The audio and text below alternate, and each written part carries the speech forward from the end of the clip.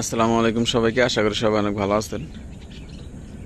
এই দেখতেছেন পাটের জাগ, এখানে জাগ দেওয়া হয়েছে। আর কিছু কিছু পাট যেগুলো জাগ দেওয়া হয়েছিল ওইগুলা জাগ আইসা পড়ছিল। এই যে দেখেন পাটের শলা, এই জাগ থেকে পাটের শলা ছাড়াই ফেলা হয়েছে। আর পাটের যে আঁশ থাকে সেই আঁশ আলাদা করা হয়েছে। আবার কিছু পাট এখানে দেখেন এগুলো প্রসেসিংয়ে আছে। এখান থেকে পাতা ঝরাইয়া এই যে এইখান থেকে এগুলোর মতো জাগ দেওয়া হবে। তো এইগুলো মোটামুটি জায়গা এসে পড়ছে, আর কয়েকদিন পরে এগুলোর পাট ছাড়ানো হবে। তো আশেপাশে আরও অনেক জায়গা আছে, ওই সামনে দেখা যাচ্ছে পাটের যে শলা আছে ওই যে পাশে ওইগুলো শুকা দিয়ে রাখছে, পাটের আঁশ ছাড়াইয়া এগুলো শুকা দিয়ে রাখছে। তো এইগুলাও মোটামুটি জায়গা এসে পড়ছে, মানে পাট পয়সা গেছে আর কি। এগুলা কিছুদিনের মধ্যে ইনশাল্লাহ পাটের আঁশ ছাড়ানো হবে। তো এগুলো হইতেছে কৃষি কাজের মধ্যে সবচাইতে পচা কাজ।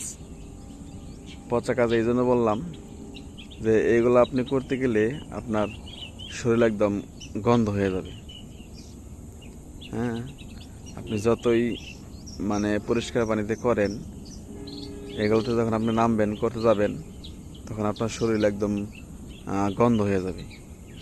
আপনি সাবান দিয়েও সহজে এই গন্ধ সরাতে পারবেন না, এরকম একটা কাজ এগুলা। তো যারা করেন তারা জানেন যে এগুলা কীরকম কাজ। তো দেখেন পাটের জায়গা এই পাশে আছে 3টা, আর ওই যে ওই পাশে যেখানে শলা শুকাতে রাখছে ওইখানে অনেকগুলো আছে। তো নদীর পানি আপডেট হইতেছে, আজকে হালকা একটু বাড়ছে। দেশের বিভিন্ন জায়গায় অতিরিক্ত বৃষ্টির কারণে বন্যা সৃষ্টি হয়ে গেছে, বিশেষ করে চট্টগ্রামে। তো আপনারা যারা আশেপাশে আছেন আপনারা তাদেরকে সাহায্য করেন। আর যারা দূরে থেকে পারেন বিভিন্ন মাধ্যমে টাকা পাঠায় আর্থিক সহযোগিতা বা বিভিন্ন মাধ্যমে সহযোগিতা যারা করতে পারবেন তারা চেষ্টা করেন। তো আপনি যদি টাকা দিয়ে নাও পারেন অন্তত তাদের জন্য দোয়া করেন আল্লাহর কাছে, যাতে তারা এই বিপদ থেকে মুক্ত হতে পারে। তো আমাদের যমুনা নদীর পানির আপডেট হইতেছে আজকে একটু হালকা বাড়ছে, খুব একটা বেশি বাড়ে নাই। গত কয়েকদিন ধরে কমতেছিল, তো আজকে একটু বাড়ছে।